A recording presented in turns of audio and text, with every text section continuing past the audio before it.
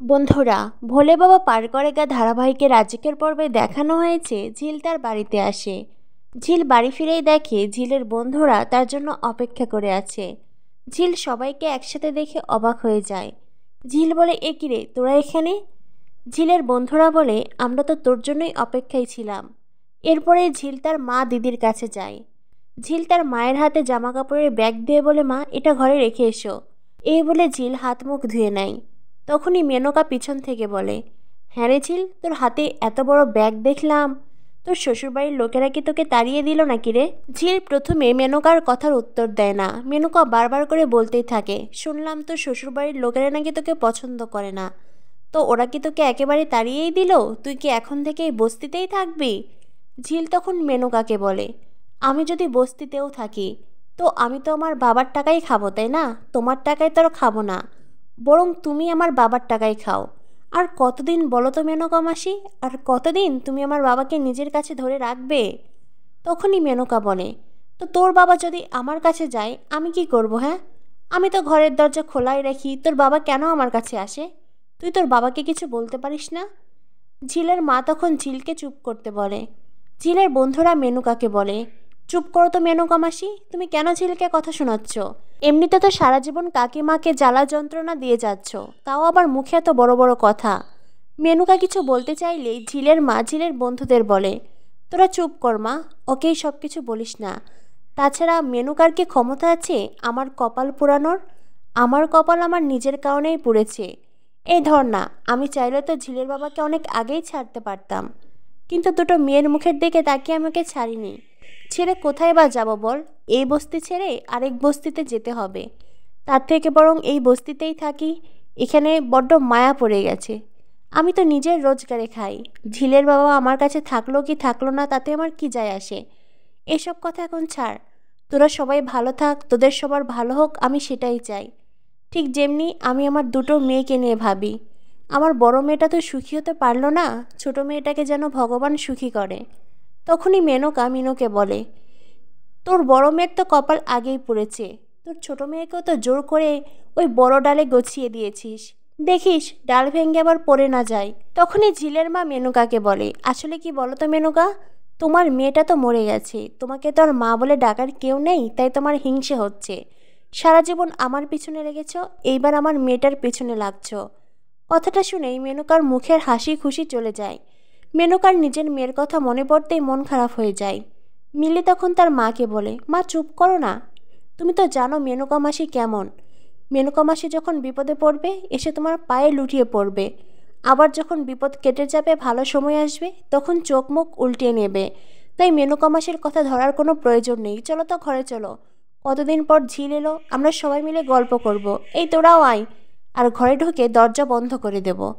এই বলে মিলি, ঝিল, তার মা, ঝিলের বন্ধুদের নিয়ে ঘরে যায়। মেনকা বাইর থেকে বলে, হ্যাঁ হ্যাঁ, তোরা দুই বোনই একই, গর্বে তোদের পা মাটিতে পড়ে না, তাই না? তোরা কখনো অন্যের সুখ সহ্য করতে পারিস না, সেই জন্য তোদের কপালেও সুখ নেই। ভগবান তো তোর কপাল পুড়িয়েই ছেড়েছে, এইবার তোর বোনের কপালও পুড়বে। মেনকা কথাগুলো বলে ওখান থেকে চলে যায়। ঝিলের বন্ধুরা ঝিলকে বলে, এই ঝিল, দেখলি তো মেনকা মাসি কী সব বলল, তুই কোনো উত্তর দিবি না? ঝিল বলে, ছাড় না, উত্তর দেওয়ার কি প্রয়োজন আছে? ঝিলের বন্ধুরা বলে, বড়লোকের বাড়িতে গিয়ে তুই কেমন পাল্টে গেছিস। ঝিল বলে, আমাকে দেখে কি তোদের তাই মনে হচ্ছে? ঝিলের বন্ধুরা বলে, মেনকা মাসি এত কথা শোনালো, তুই একটার উত্তর দিলি না।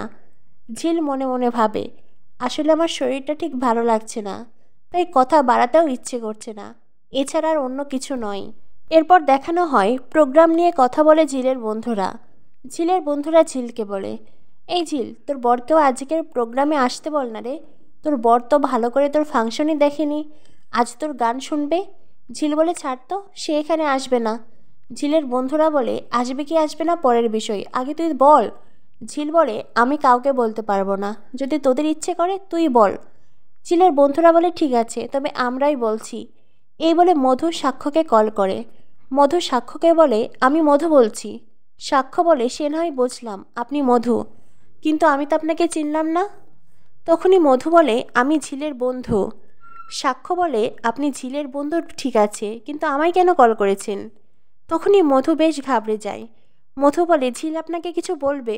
ঝিল বলে, মোটেই না, আমি তো ওনাকে কল করতে বলিনি, বরং তুই যখন কল করতে চেয়েছিস আমি তোকে বললাম কল করার প্রয়োজন নেই। এখন মুখ ঝামটা খেয়ে আমাকে ফোন দিচ্ছিস, আমি কথা বলতে পারবো না। এরপরেই মধু সাক্ষ্যকে বলে, আসলে আমরাই আপনাকে কিছু বলতে চাই। সাক্ষ্য বলে, তো বলো, কি বলবে? মধু বলে, আজ তো ঝিলের ফাংশন আছে, আপনি কি আসবেন ঝিলের গান শুনতে? আপনি তো কখনো সেভাবে ঝিলের গান শোনেননি। সাক্ষ্য বলে, হোয়াট, ঝিল গান গাইবে? ঝিলের বন্ধুরা বলে, হ্যাঁ, ঝিল তো গান গাইবে, কেন আপনি জানেন না?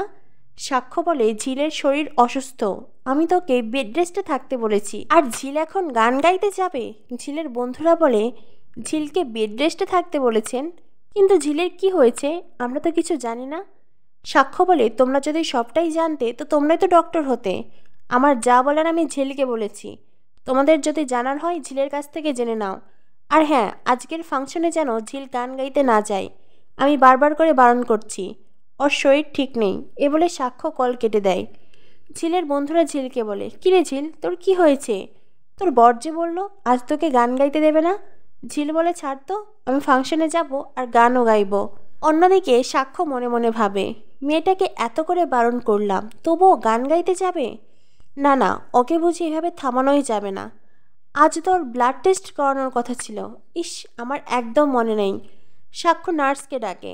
সাক্ষ্য নার্সকে বলে, একজনকে ঝিল চ্যাটার্জির বাড়িতে পাঠিয়ে দিন, ঝিলের ব্লাড টেস্ট করতে হবে, তাই ব্লাড নিয়ে আসুন। তখনই নার্স বলে, স্যার, ঝিল চ্যাটার্জির বাড়িতে, মানে ওই বস্তিতে? সাক্ষ্য বলে, আমি বলেছি ঝিল চ্যাটার্জির বাড়িতে, এখন সে বস্তিতে থাকবে নাকি রাজপ্রাসাদে সেটা নিশ্চয়ই আপনার জানার কথা নয়, আর আপনার জানার প্রয়োজনও নেই। নার্স বলে, ওকে স্যার। এই বলে নার্স ওখান থেকে চলে যায়। সাক্ষ্য মনে মনে ভাবে, ঝিল তো আমার কোনো কথাই শুনবে না, নিশ্চয়ই ও গান গাইতে যাবে, আমাকেও ফাংশনে যেতে হবে, আমি আড়াল থেকে সবটা দেখব, যদি দেখি অসুস্থ হয়ে পড়েছে তখন হয় ওকে সাহায্য করা যাবে। এই ভেবে সাক্ষ্য ঝিলের ফাংশনে যেতে মনস্থির করে। অন্যদিকে দেখানো হয় ঝিল তার বন্ধুদের নিয়ে ফাংশনে এসেছে, সবাই বসে আছে। ঝিলের বন্ধুরা বলে, কিরে ঝিল, তোর বর আসবে? ঝিল বলে, ছাড় তো, ও তো বলেই দিয়েছে আসবে না। অন্যদিকে মিনু আর মিলি তারাও বসে আছে। তখনই বস্তির একজন সাক্ষর গাড়ি দেখতে পায়। মিনুকে বলে, ওই দেখো তোমার জামাইয়ের গাড়ি, সে নিশ্চয়ই এখানে আছে, হয়তোবা ভিড়ে দাঁড়িয়ে আছে। মিনু বলে, জামাই এসেছে? জামাই তো ঝিলকে গান গাইতে বারণ করেছিল, আবার রাগারাগি করবে না তো? তখনই ঝিলের দিদি বলে, না গো মা, এমনও তো হতে পারে, হয়তোবা ও ঝিলের গান শুনতে এসেছে। মিনু বলে, কি জানি, অষ্টমঙ্গলায় নিমন্ত্রণ করেছি, বাড়িতে তো এলো না। তখনই বস্তির সেই ছেলেটা বলে, আগে আসেনি, হয়তো পরিবারের চাপে পড়ে আসতে পারেনি, দেখো ঝিলের গান শুনে হয়তো তোমার বাড়িতে যেতেও পারে। কথাটা শুনেই মিনু খুশি হয়ে যায়। এদিকে দেখানো হয় অ্যাঙ্কর স্টেজে দাঁড়িয়ে কিছু কথা বলে, সেখানে স্বাক্ষর কথা বলে, যদিও কেউই সেটা বুঝতে পারে না, কারণ অ্যাঙ্কর কারোর নাম উল্লেখ করে না, বরং একজন সহৃদয়বান ব্যক্তি যে কিনা এই ফাংশনের জন্য টাকা দিয়েছে, আর্থিক সাহায্য করেছে, তাও আবার ঝিলদের গানের দলকে। তাদেরকে বিশেষভাবে রবীন্দ্রসঙ্গীত গাইতে বলা হয়েছে, কারণ এই আয়োজনের সাথে তাদের গানগুলো যায় না। ঝিলেরাও সেই চ্যালেঞ্জ অ্যাকসেপ্ট করেছে, যদিও সেই সহৃদয়বান ব্যক্তি তার নাম বলতে বারণ করেছে। এসব কথা শুনে সাক্ষ্য মনে মনে ভাবে, লোকটাকে এতবার করে বারণ করেছিলাম, তবুও লোকটা ইনিয়ে বিনিয়ে আমার কথাই বলে যাচ্ছে। না না, কাউকে বুঝতে দিলে হবে না যে আমি আর্থিক সাহায্য করেছি, কারণ আমি বিষয়টা গোপন রাখতে চাই, জানাজানি হলে কেলেঙ্কারি হয়ে যাবে। আমি তো ওদেরকে শিখিয়ে দিয়েছিলাম ঝিলদের রবীন্দ্রসঙ্গীত গাইতে বলতে, আর ঝিলও সেই প্রস্তাবে রাজি হয়েছে, আর সেজন্যই তো আমি তাদেরকে আর্থিক সাহায্য করেছি, কিন্তু এই কথাটা গোপন রাখতে হবে যে করেই হোক। এরপর দেখানো হয় গানের দলকে মঞ্চে ডাকা হয়। বেঁচে থাকার গান গাইতে ঝিল তার দলকে নিয়ে মঞ্চে উঠে যায়, আর সেটা দেখে বস্তির সবাই খুব খুশি হয়, আর সাক্ষ্য অপলক দৃষ্টিতে ঝিলের দিকে তাকিয়ে থাকে। তো বন্ধুরা, বুঝতেই পারছো, সাক্ষ্য যতই ঝিলের সাথে ঝগড়া করুক না কেন, যতই চ্যাটাং চ্যাটাং করে কথা বলুক না কেন, ঝিলের প্রতি সাক্ষ্যর দরদ কোনো অংশেই কম নেই, বরং ঝিল যাতে অসুস্থ হয়ে না পড়ে, ঝিলকে সব রকম সুযোগ সুবিধা দিতে এই ফাংশনে আর্থিক সাহায্য করেছে, আবার নিজে উপস্থিত থাকছে, যাতে করে ঝিলের বিপদে সে এগিয়ে আসতে পারে। কি হতে চলেছে ভোলে বাবা পার করেগা ধারাবাহিকে। ভোলে বাবা পার করেগা ধারাবাহিকের পরবর্তী আপডেট পেতে আমাদের সাথেই থেকো। ধন্যবাদ সবাইকে।